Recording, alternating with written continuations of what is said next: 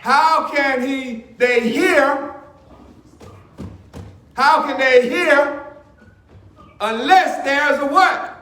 Preacher. And he went to the main source, who was what? Jesus. He heard Jesus was coming. So sometimes there are a lot of church folk who know of God, but they don't seek God first.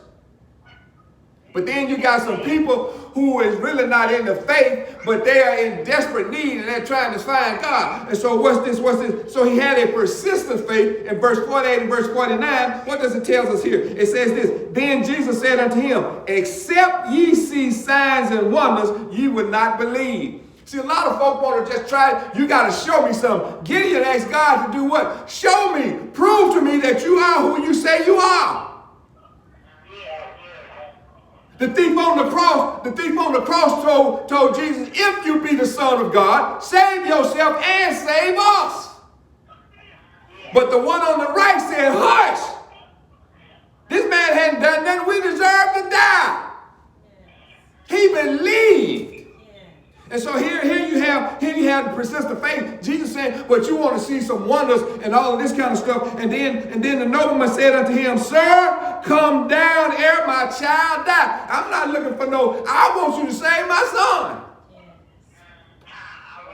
You ain't got to prove nothing to me, but just save my son. You don't have to show me no miracles. Save my child. How many of the people who are faced in a situation right now, right this moment, right now, are searching, but they're not searching in the right place? They're searching, but they're not searching for the right person. They're searching. And so not only did he begin his faith, not only did he have the persistent faith, and see, watch this, doing this, you got to be obedient. You got to trust. You got to walk by the faith. And see, in the Sunday school lesson, James asked that question. Faith without works is dead. Do you trust God? Do you trust God to handle your situation? I'm reminded, this is an incoming coming in, I'm reminded about a short story that I shared, an illustration that a man was hanging off of the cliff onto a little limb. He was just hanging, and the Lord came out and said, John? And he said, yes. He was hollering, is anybody up there? And he said, John, this is God.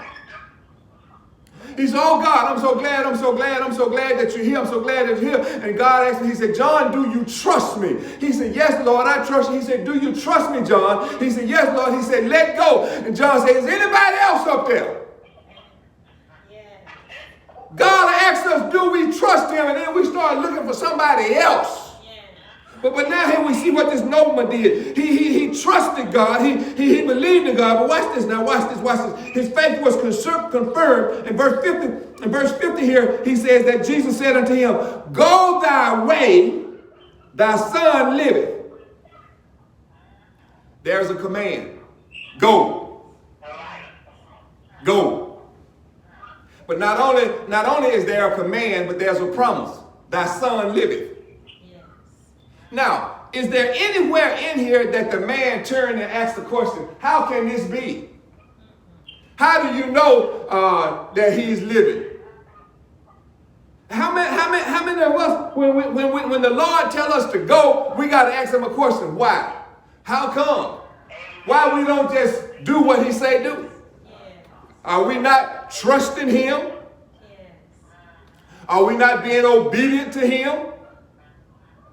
But now here is a non-believer, a man of high stature, of another type of faith, if he had one, who coming to Jesus. You know, sometimes when you done put all your marbles in the game and you done lost them all, you don't have no choice but to run to him. Yeah. But he had heard. And so watch this. Now there's nothing in the scripture that says this. And it says that, and the man believed the word that Jesus had spoken unto him. He believed the word that Jesus had spoken. Jesus told him to go. Yes. The reason Jesus told him that, because Jesus saw the faith that this man had. He said, go. All right, well, God is omnipotent. God is omniscient. God is omnipresent. God is all powerful.